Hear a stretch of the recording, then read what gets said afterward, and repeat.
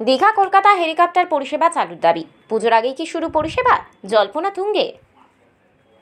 Digha Kolkata helicopter পরিষেবা চালুর দাবি। পুজোর আগেই কি শুরু পরিষেবা? জল্পনা তুঙ্গে। সৈকত শহর দীঘায় হেলিকপ্টার পরিষেবার চালুর দাবি উঠেছে বিভিন্ন মহলে। পর্যটক সহ ভ্রমণ পিপাসু মানুষের কাছে বাঙালির দীপুদার দীঘা বরাবরই আকর্ষণের কেন্দ্রবিন্দু। 2016 সালের শেষের দিকে রাজ্য সরকার পরিবহন ও পর্যটন দপ্তরের যৌথ উদ্যোগে দীঘায় হেলিকপ্টার পরিষেবা চালু করেছিল। নিউ দীঘার জাতিমাটি মৌজায় দীঘার শঙ্করপুর উন্নয়ন সংস্থার নিজস্ব জায়গায়। যদিও বর্তমানে হেলিকপ্টার পরিষেবা বন্ধ রয়েছে, একসময় হেলিকপ্টার পরিষেবার উদ্বোধন করেছিলেন মুখ্যমন্ত্রী মমতা বন্দ্যোপাধ্যায়। পবন হংস সংস্থার 7 আসনের এই হেলিকপ্টারের মাথাপিছু ভাড়া ছিল 2000 টাকা। মুখ্যমন্ত্রী মমতা বন্দ্যোপাধ্যায় ও অন্যান্য সরকারি আধিকারিকরা প্রয়োজনে এই হেলিকপ্টারে আসেন। সাধারণ মানুষের জন্য যদিও এই পরিষেবা এখনো পর্যন্ত চালু হয়নি। জোরালো দাবি উঠছে এই পরিষেবা পুজোর আগে চালু হোক। বর্তমানে দীঘার সৌন্দর্যায়ন ও পরিকাঠামো অনেকটাই উন্নতি হয়েছে। একদিকে ট্রেন পথ, অন্যদিকে বাস পরিষেবা, সাথে প্রাইভেট কারের মাধ্যমে পর্যটকরা আসেন দীঘায়। সাথে সমুদ্রের প্রমোত্তরী সুবিধা আসতে চলেছে। বর্তমানে হেলিকপ্টার পরিষেবা বন্ধ। হেলিপ্যাডটি দেখাশোনা করে পূর্ত দপ্তর। দীঘায় পর্যটকদের আকর্ষণ বরাবরই। হেলিকপ্টার পরিষেবা চালু হলে অনেকটাই আনন্দ উপভোগ করতে পারবেন দীঘায় আসা পর্যটকরা। যদিও অনেক সাধারণ পর্যটকরা এত টাকা খরচ করে হেলিকপ্টারে আসবেন কিনা থাকছে প্রশ্ন। সেক্ষেত্রে মোটা টাকা খরচ করে হেলিকপ্টার পরিষেবা গ্রহণ করতে অনেকে আগ্রহী ছিলেন না, যা এই পরিষেবা বন্ধের অন্যতম কারণ। তাছাড়াও আরও অভ্যন্তরীণ কারণে খুঁড়িয়ে খুঁড়িয়ে চলতে পরিষেবাটি বর্তমানে বন্ধ হয়ে গেছে। বাঙালিদের শ্রেষ্ঠ উৎসব দুর্গোৎসব, তার আগেই এই হেলিকপ্টার পরিষেবা চালু হওয়ার ইঙ্গিত দাবি উঠছে পর্যটকদের মধ্যেও। রামনগর এক পঞ্চায়েত সমিতির সভাপতি নিতাই চরণ সার বলেন, এই পরিষেবা চালু হলে পর্যটকদের অনেকটা সুবিধা বাড়ে। দীঘা ভ্রমণ আরও আনন্দময় হয়ে উঠবে। দীঘায় গড়ে উঠছে নবনির্মিত জগন্নাথ দেবের মন্দির। পর্যটকদের কাছে আরও আকর্ষণীয় হয়ে উঠছে পর্যটন শহর দীঘা। চপার হেলিকপ্টার কথা অনেক সংবাদে অনেক চ্যানেল আমাকে টেলিফোন করে, এই পুজোর আগে চপার হেলিকপ্টার চালু হবে কি না।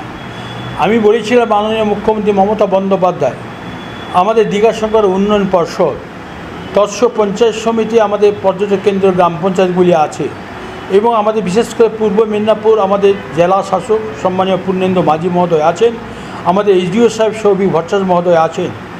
আমরা বারে বারে বলেছিলাম যে যাতে আমাদের আবার হেলিকপ্টারটা চালু হতে পারে।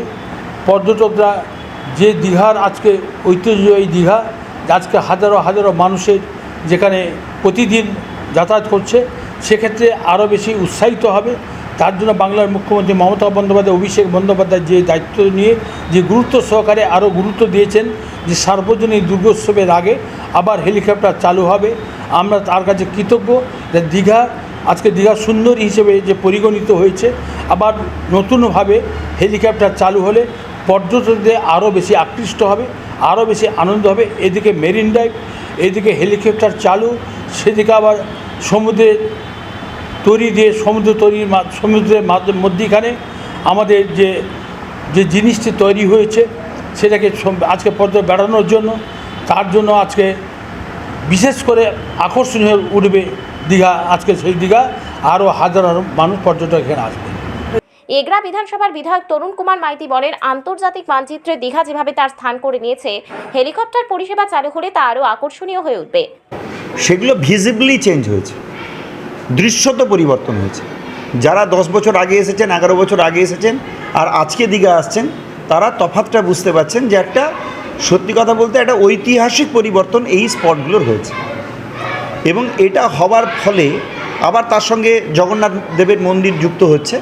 তো সামগ্রিকভাবে এই জায়গাকে কাভার করার জন্য ভারতীয় রেল দীঘা পর্যন্ত রেল চালু করেছেন, যেটা আমাদের মাননীয় মুখ্যমন্ত্রী মমতা বন্দ্যোপাধ্যায় রেলমন্ত্রী থাকার সময়, পরবর্তীকালে এমপি থাকার সময় তারও দাবি ছিল দীঘা রেলপথ চালু করার। তো দীঘা রেলপথ চালু হয়েছে, ফলে সেটাও প্রচুর মানুষকে দীঘাতে নিয়ে আসছে। অতি অল্প সময়ের মধ্যে কম খরচে তারা আসতে পারছে। এবারে দিন দিন পর্যটক বৃদ্ধি পাচ্ছে এবং এই পর্যটন একটা শিল্প, তাকে কেন্দ্র করে প্রচুর বেকার যুবক যুবতীর কর্মসংস্থান হচ্ছে এবং একটা ইকোনমিক জোনে পরিণত হয়েছে এটা। ফলে স্বাভাবিকভাবে যদি চপার ব্যবস্থা চালু হয়, তাহলে অনেকে অল্প ডিস্টেন্স, যারা বিমানে ওঠেননি, কম পয়সায় অল্প ডিস্টেন্সে বিমানে চড়ার বা চলার ইচ্ছে তাদের থাকে। কেউ যদি এখানে দিল্লিতে যেতে চান, অনেক পয়সা দিতে হবে, কিন্তু সেখানে যদি কেউ কলকাতা থেকে দীঘা আসতে চান, নিশ্চিতভাবে ফেয়ারটা কম হবে। তো স্বাভাবিকভাবে যারা জীবনে এক আধবার প্লেন জার্নিটাকে নিজেদের জীবনের অভিজ্ঞতা করতে চান, তাদের পক্ষে সুবিধা হয়। এবং দ্রুত চলাচলের জন্যে নিশ্চিতভাবে এই সুবিধাটা তারা পাবেন। এবং এটা দীঘা, মন্দারমণি, তাজপুর এই যে ট্যুরিস্ট স্পটটা, এর একটা ঐতিহ্য গুরুত্ব বৃদ্ধি করবে বলে আমরা মনে করছি। এটা কি বাড়তি পর্যটকদের কাছে পাওনা? বাড়তি পাওনা হবে, বাড়তি অক্সিজেন যোগাবে, পর্যটন ক্ষেত্রে এই জায়গাগুলোর গুরুত্ব বৃদ্ধি পাবে।